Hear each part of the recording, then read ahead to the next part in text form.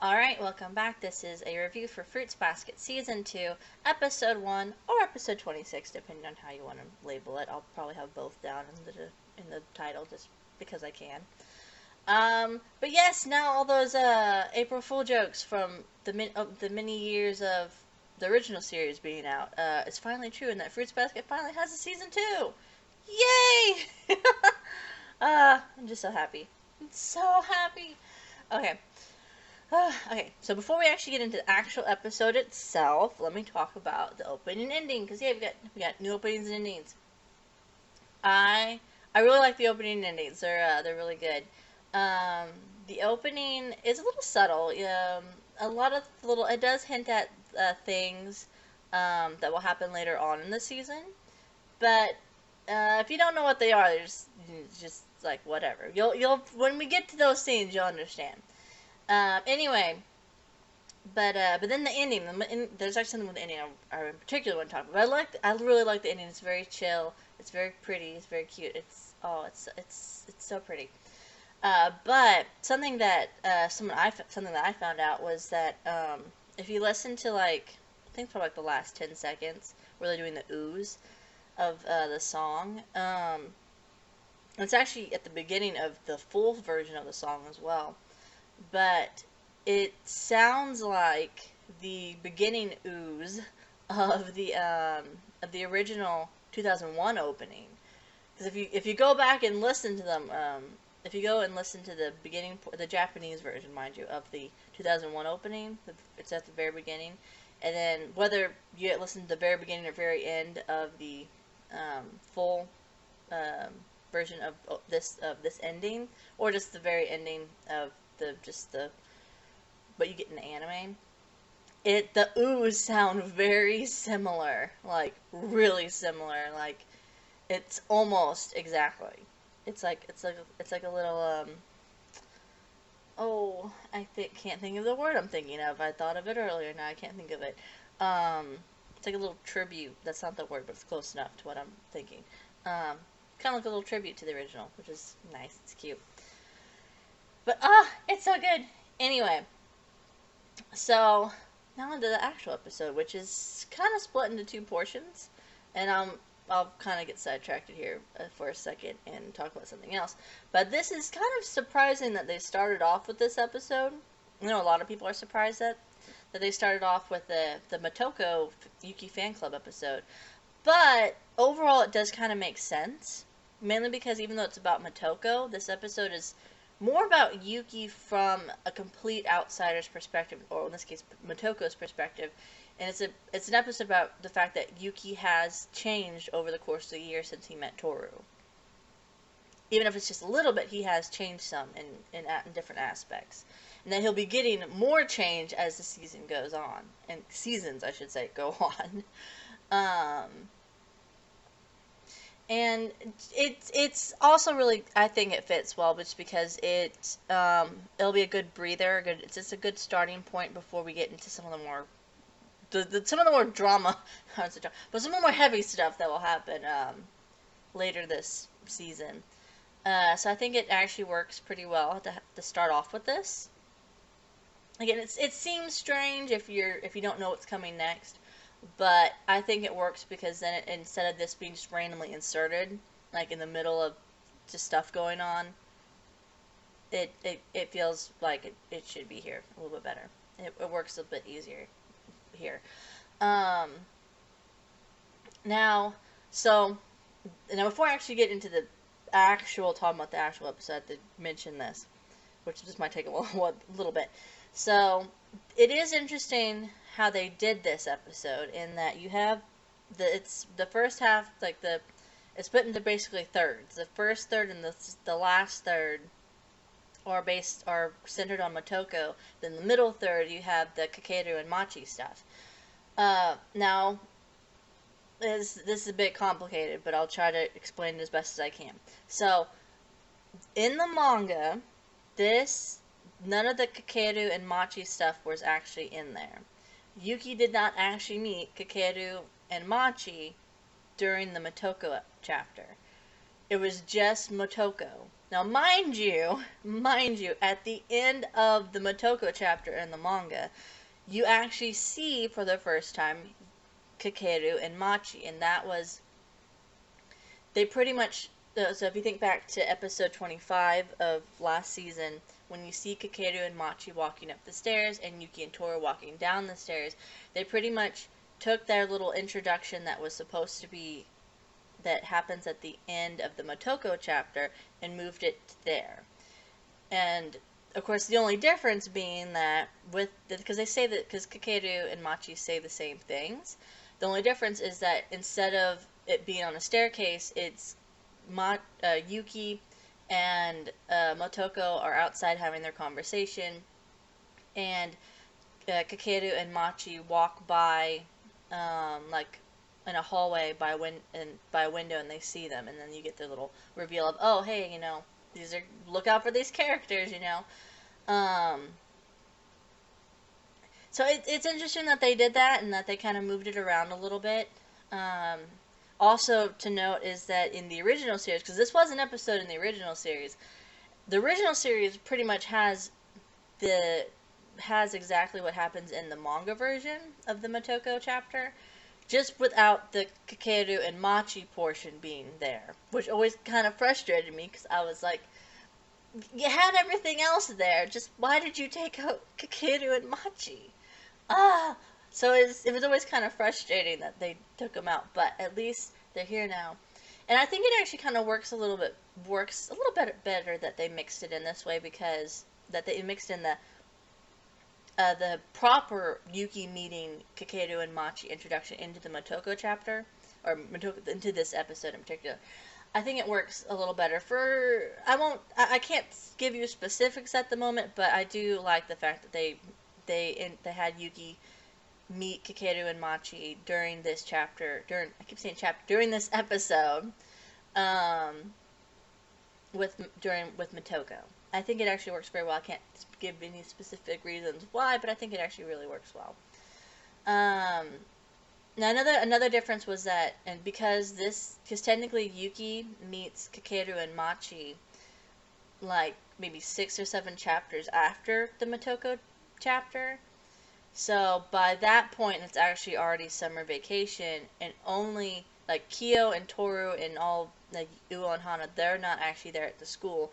It's only Yuki has to go to school because he has student council stuff. So it is interesting that they moved it forward to where it's before summer vacation. But at the same time, I think it works better. I think it works this way just as fine.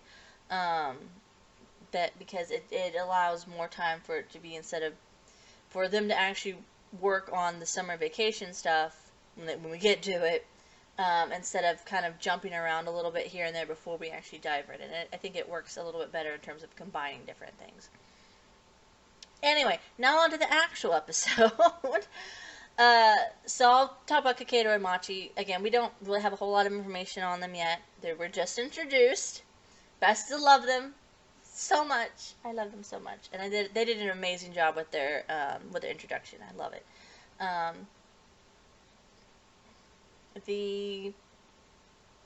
Let's see. Again, I can't really give you that much about about Kakeru and Machi at the moment, because again, like, we just met them. You'll get more of them, and you'll warm up to them over time as they interact more with Yuki and within the episodes. Although I don't know if they'll appear too much more often within at least this first core. They'll definitely appear in the second core of this season, but I don't know how much more often they'll appear in this first core. But one of the things that I would like to point out, or not really point out, but it's kind of important for at least character development for Yuki, because this kind of furthers the future character development that Yuki will have, is Kakeru, who that Yuki notices is kind of like this, definitely a Yame. He reminds him of a Yame, but he's also kind of a mix of Kyo, in that he is perfectly fine with, kind of insulting or making fun of Yuki, and not batting an eye at it. Not batting an eye that he did. Which, of course, when he does, Yuki kind of got upset, and then that's when Yuki gets thrown off by him going, oh, hey, you're actually pretty interesting.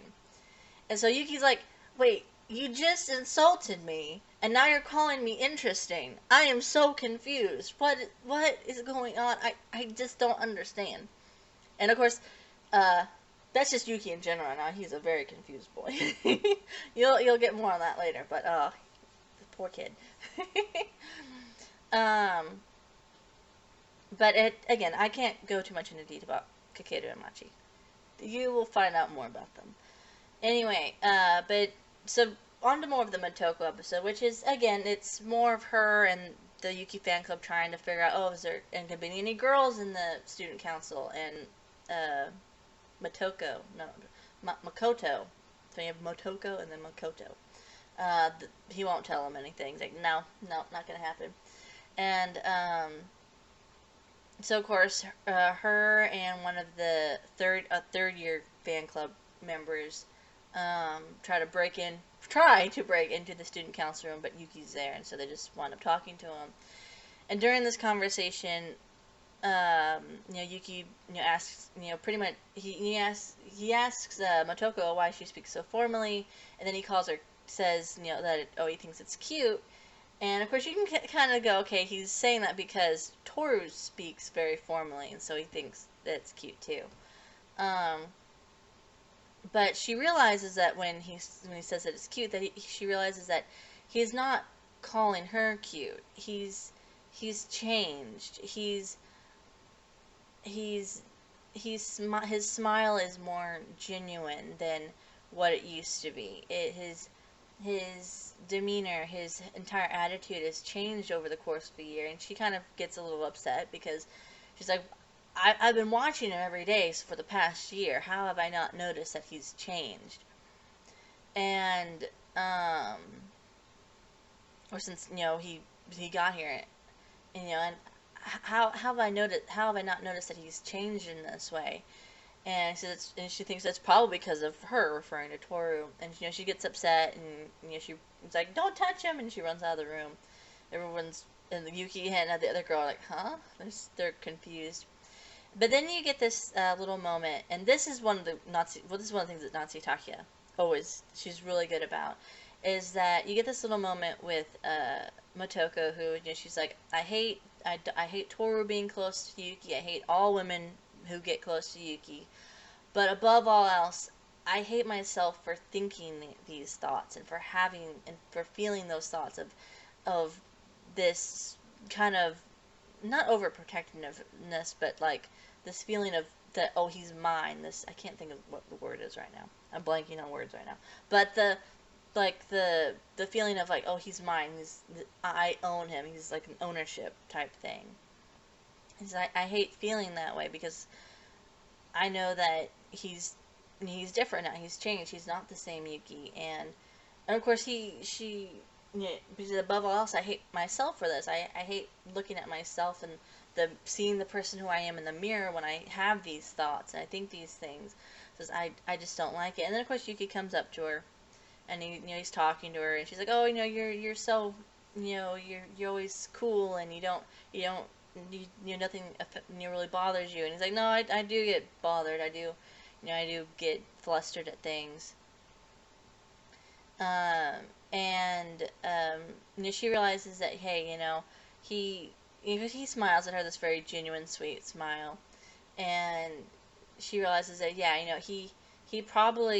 it's probably because of her, again referring to Toru, that he's changed, and I should be thanking Toru for that matter, because he's never smiled this so genuinely like this before. He's never seemed more comfortable talking to me before. So I should thank her. And again, so going back to what I was saying, was that Natsutake has a really good tendency to even characters who, this is another good reason why to start off with this episode as well, is that it gives an example of showing that even this character who is kind of this goofy side character, kind of annoying, that no one really kind of likes, she can take the character and give them even just a little bit of depth to make you go, okay, they're not they are more human. They're not just this one note character. They are more human than what their kind of initial thing is. And again, it's good to start off with this, because then you can go, okay, well, if she can do that with just this one minor character, then again, imagine what can be done with all the other characters, the bigger characters in this story, with the main characters. And I know, so it's good, it's fun, it's enjoyable. um, but it's nice to, because you're gonna be able to continue to see Yuki's growth. She's seen it a little bit that Motoko has seen that Yuki has changed over this course of years. Even if it's, he's more comfortable around people. He's not as, he doesn't seem as on edge around people anymore. He doesn't he'll talk to he's more comfortable talking and being with people. He laughs and smiles more genuinely now than he did ever before.